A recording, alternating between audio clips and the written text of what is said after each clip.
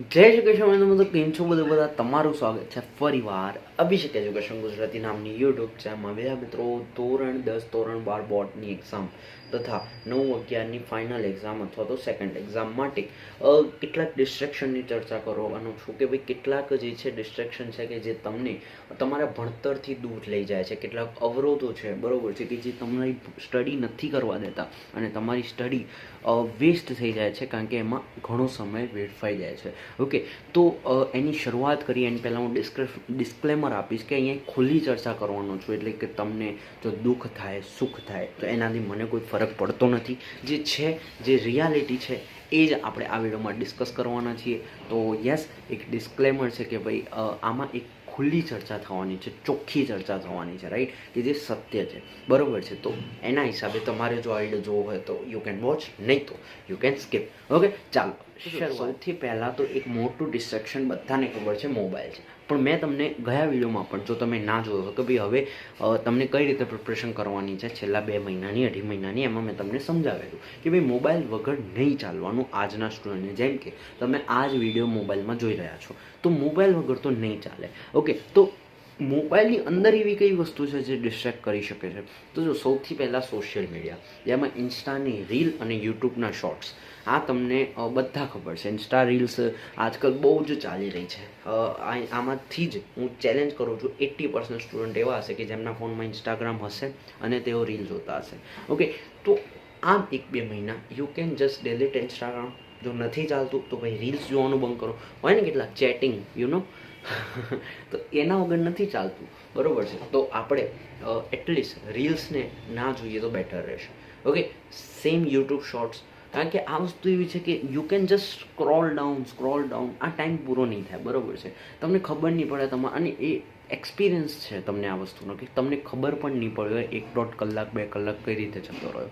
જ્યારે નોટિફિકેશન આવે ને બેટરી લો ત્યારે ખબર પડે. ઓકે, અથવા તો નેટ તમારું પૂરું થઈ ગયું હોય, રાઈટ, તમારું નેટવર્ક ડેટા પૂરો થઈ ગયો હોય કે 100 MB લેફ્ટ 500 MB લેફ્ટ, ત્યારે આ મેસેજ આવે ત્યારે ખબર પડે કે ક્યાં ગયું ઇન્સ્ટાના રીલ્સમાં આખું નેટવર્ક. ઓકે, તો આ વસ્તુ તમને અત્યારે જ્યાં સુધી બોર્ડની એક્ઝામ છે ત્યાં સુધી દૂર રહો. અને ખરેખર આ યુઝલેસ વસ્તુ છે. તમને એવું હશે કે ના જે છે આ as a teacher, as a YouTuber વાત કરે છે, પણ નહીં, એઝ અ ફ્રેન્ડ હું તમને, એઝ અ બિગ બ્રધર પણ હું વાત કરું, યુઝલેસ છે, બરાબર. કારણ કે દરરોજ નવી વસ્તુ આવે છે, જે વસ્તુ ટકતી પણ નથી તો એનો મતલબ પણ નથી. આજે આ મીમ ચાલે છે, આજે આ મીમ ચાલે છે, તો એનો મતલબ પણ નથી. મીમ મળશે એક, yes, just for fun, you can just watch, but એમાં મીમ આખું, એ મીમના કારણે એકની એક વસ્તુ 1.5-2 કલાક પર મીમ ખબર પડી જશે, પણ એનો વાંધો નહીં. પણ તમે એ જ મીમના કારણે 1.5 કલાક હશે એક જ મીમ, પણ એની ઉપર 1 લાખ વિડીયો મળશે, તો એના પાછળ આપણે ટાઈમ વેસ્ટ કરવાનો મતલબ નથી. તો you just delete the Instagram, અથવા તો બહુ ચેટિંગની આદત હોય તો ખાલી રીલ્સ જોવાનું બંધ કરો, રાઈટ. ચેટિંગમાં પણ ઘણો સમય જતો હોય છે, પણ ઠીક છે, હવે શું કરી શકીએ. ઓકે, નો ઓપ્શન ક્યોંકि જો હે ઠાકોર છોડ નહીં सकता, જોક सकता है पर છોડ નહીં सकता, રાઈટ. એવી વસ્તુ થઈ ગઈ છે કે ઇન્સ્ટાથી દૂર નહીં રવાઈ શકતું, પણ એક આદત પાડી શકીએ ધીરે ધીરેથી કે ભાઈ રીલ્સ છોડી દીધા, ધીમે ધીમે સ્ટોરીઓ જોવાની છોડી દીધી, પોસ્ટ જોવાની છોડી દીધી, પછી ધીરે ધીરે ચેટિંગ પણ છોડી દીધી, રાઈટ. તો એક થઈ શકે આ વસ્તુ, પણ શરૂઆત અત્યાર પૂરતી 2 મહિના 3 મહિના પૂરતી યુ હેવ ટુ ડિલીટ અથવા તો you have to close the Instagram app. Okay, તો આ વસ્તુ જે છે તમારે કરવાની છે. Same in YouTube shorts, reels અને યુટ્યુબ શોર્ટ્સમાં મને કોઈ ફરક નથી લાગતો, બંને સેમ વસ્તુ છે, બરાબર છે. ઓકે, તો આ પહેલી વસ્તુ થઈ.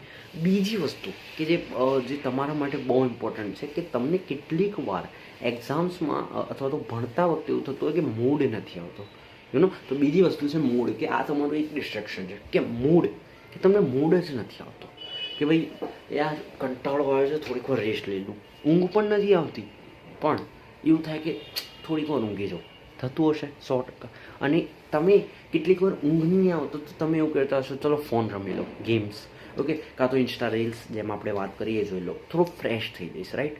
પણ જેમ તમે ફોન રમવા બેઠા તો તમારું માઇન્ડ વધારે જે છે સ્ટ્રેસફુલ થઈ જશે, લાઈક દુખાવો થવા લાગશે, અને પછી તમે ઊંઘી જશો અને આખો દિવસ જતો રહેશે, પણ એ સ્ટડી નહીં થાય. તો આ એક મૂડ છે. તો આને કઈ રીતે દૂર કરવું? સિમ્પલ લોજિક સમજો. મેં તમને ગયા વિડીયોમાં પણ સમજાવ્યો હતો. ગોલ્સ રાખશો તો નહીં પૂરા થાય. લાંબા ગોલ્સ કે જેમ કે ક્ષમતા બહારના ગોલ્સ, કે આજે હવે આટલા દિવસ બાકી છે, મને આજે 2 ચેપ્ટર તો પૂરા કરવા પડશે. ક્ષમતા જ નથી તો કેમ? અથવા તો અઠવાડિયાના ગોલ બનાવે કે આ અઠવાડિયામાં મારે આટલું બુક આ સબ્જેક્ટ ક્લિયર કરવો, આ સબ્જેક્ટ 80% સ્ટુડન્ટ ના કરી શકે. શું કરવાનું છે પછી? અમુક સ્ટુડન્ટ્સ કેવા ગોલ બનાવે ખબર છે?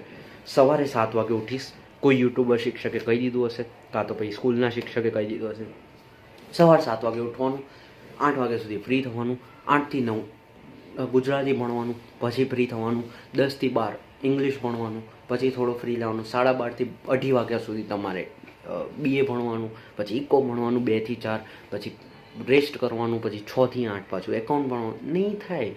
આ સિમ્પલ વસ્તુ, આ વસ્તુ નહીં થાય. તો શું કરી શકો? ડે ગોલ રાખો.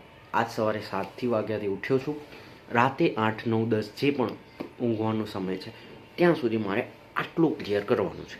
જો નહીં થાય તો હું ઊંઘીશ નહીં, પછી આના ઉપર અડ્યા રહેવાનું. બસ આ સિમ્પલ છે કે તમારો મૂડ જે છે ને એ ખરાબ નહીં થાય. આમાં કન્ફર્મ છે. અને ક્ષમતા પૂરતું રાખવાનું, ઓવરલોડ નહીં કરવાનું, રાઈટ? પછી તો મૂડ, પછી ખબર છે તમારે ઇંગ્લિશમાં સ્ટ્રેસફુલ પણ આવતો હોય છે, રાઈટ? સ્ટ્રેસવાળો કે મારે તો આ E કામ છે, B કામ છે, C કામ છે, અને એન્ડમાં તમે જોશો કંઈ જ કામ નહીં થાય, રાઈટ? સ્ટ્રેસવાળું જે છે તમારું ચેપ્ટર, યુનિટ, બરાબર છે, ઇંગ્લિશમાં, તો શરૂઆતથી જ બોજાઈ જશે કે આ બાકી છે, આ બાકી છે, આ બાકી છે, આ કરવાનું છે, કશું પૂરું નહીં થાય. સિમ્પલ સમજો.